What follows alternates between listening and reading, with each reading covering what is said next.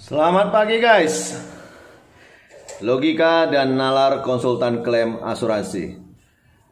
Berita COVID berseliweran di berbagai media sosial membuat cemas, bimbang, ragu, dan rasa frustasi bagi sebagian masyarakat. Rasa ragu bimbang itu bukan hal yang baik bagi kesehatan. Secara medis telah terbukti bahwa optimisme membuat tubuh kita sehat, sementara rasa bimbang menghancurkan kesehatan. Bahkan dikatakan bisa membunuh manusia. Bahwa virus COVID ada, itu adalah hal yang tidak terbantahkan. Hasil PCR yang membuktikan adanya virus COVID dan banyaknya saudara di Jakarta yang kena COVID, antrian kebutuhan oksigen untuk pasien, semuanya itu membuktikan bahwa virus COVID itu ada. Apakah kita harus pesimis? Tentu tidak. Sekali lagi kita harus optimis supaya tubuh kita sehat, tubuh kita kuat, imun tubuh kita sehat dan kuat untuk bisa melawan COVID.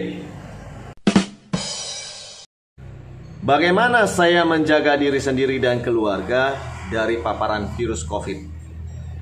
Saya mulai dari pemahaman dari berbagai literatur medis yang saya baca, berbagai berita-berita di media yang berkembang, dan saya mengartikannya bagi diri saya sendiri dan keluarga saya. Sekali lagi, saya mengartikannya bagi diri saya sendiri dan keluarga. Saya mulai dari bagaimana cara virus tersebut berpindah tempat dari satu tubuh ke tubuh yang lain. Dari berita-berita yang ada dan paparan medis oleh ID dinyatakan bahwa virus ini berpindah tempat melalui droplet dan airborne atau lewat udara. Dan cara masuknya ke dalam tubuh manusia lewat mulut, hidung, dan mata. Lewat tubuh, kulit, ya jelas tidak mungkin. Tertutup seperti itu. Tentu dari logika sederhana seperti itu, saya berpikir bagaimana caranya saya menjaga mata, hidung, dan mulut saya dari kontak dengan virus tersebut. Yang mana virus tersebut itu ada di dalam droplet ludah manusia, dan dia bisa ada di udara dari hasil keluar dari mulut seseorang pasien yang mengalami COVID. Nah, kita mulai dari mata. Secara logika kita berpikir yang paling mungkin bisa berkontak dengan mata itu adalah tangan kita. So, sangat sederhana. Ketika mata kita gatal, jangan pernah pegang mata kita sebelum kita mencuci tangan, untuk memastikan tangan kita bebas dari virus. Baru boleh pegang mata. Yang kedua, dari hidung. Bagaimana kita menjaga hidung kita agar tidak menjadi jalur masuk virus COVID? Ya, tentu sangat sederhana. Logika sederhana saja sudah bisa mengatasi itu. Ya, kita tutup hidung kita. Betul kan? Pakai masker tentunya. Karena udara yang masuk ke dalam hidung kita lewat masker sudah disaring.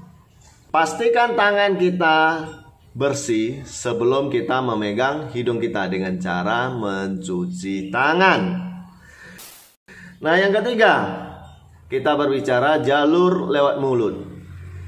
Bagaimana virus tersebut itu punya potensi masuk lewat jalur mulut? Ya, tentu lewat makanan sama lewat tangan. Sekali lagi, pastikan tangan kita bersih dan makanan yang kita makan adalah makanan yang bersih.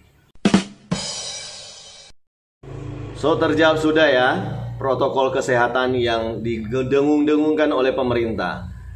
Memakai masker untuk apa? Untuk melindungi hidung dan mulut kita dari paparan virus. Dari mana? Dari tangan kita yang terkontaminasi virus atau dari udara yang ada terkontaminasi oleh virus. Menjaga jarak. Kenapa?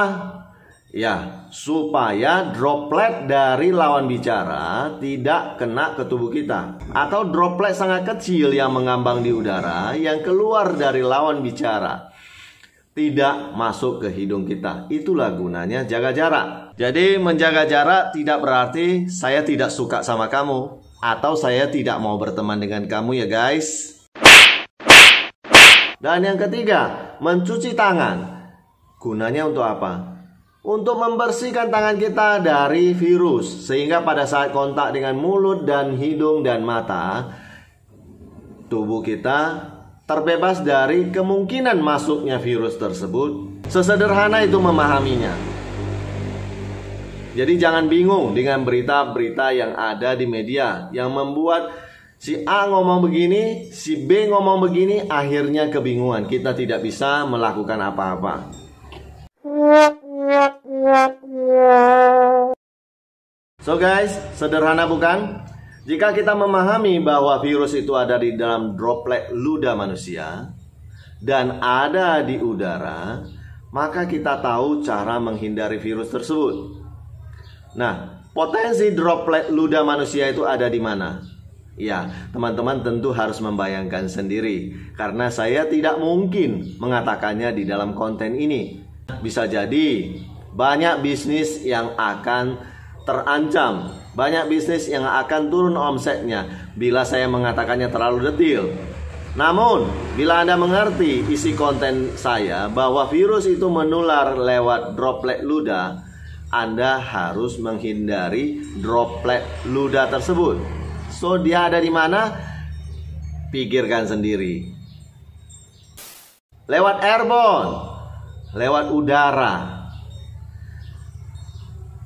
Asal muasalnya dari mana? Tentu dari bersinnya seorang pasien COVID, dari bicaranya seorang pasien COVID.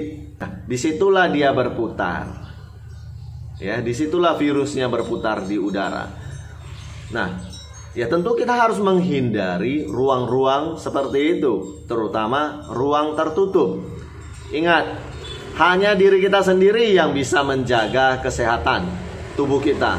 Orang lain tidak bisa menjaganya untuk kita, dan orang lain juga tidak bisa menggantikan kita ketika kita sakit. Nah, sesederhana itulah saya memahaminya. Dan kenapa saya buat konten ini? Konten ini adalah pendapat saya pribadi dengan menggunakan nalar dan logika yang sederhana, sesuai dengan hak kebebasan berpendapat yang terdapat dalam Undang-Undang Dasar pasal 28. Dan saya membuat disclaimer, kalau ada istilah medis di dalam konten ini hanya bertujuan untuk membantu dan mempermudah pemahaman.